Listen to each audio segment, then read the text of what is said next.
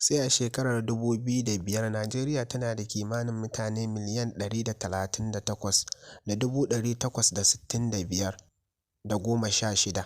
Sai a shekarar 2010 Najeriya tana da kimanin mutane miliyan 158,503,197. Sai a shekarar 2015 Najeriya tana da kimanin mutane miliyan 181,137,048. Sai a shekarar 2016 Najeriya tana da kimanin mutane miliyan 190,793,244.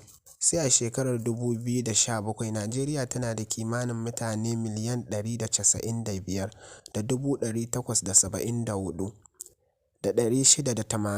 Sai a shekarar 2018 Najeriya tana da kimanin mutane miliyan 200,936,599.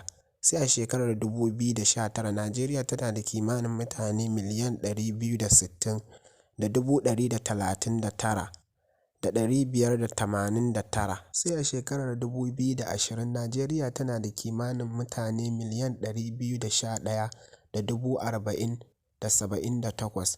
Sai a shekarar 2021 Najeriya tana da kimanin mutane miliyan 213,891,150. Sai a shekarar 2022 Najeriya tana da kimanin mutane miliyan 216,746,934. Wannan shine ƙarshen wannan bidiyon ɗan uwa. Kar ka manta ka danna mana subscribe ko ka danna alamar follow, ka yi mana like. Mun gode da bada lokacinka a wannan bidiyon. Mun gode.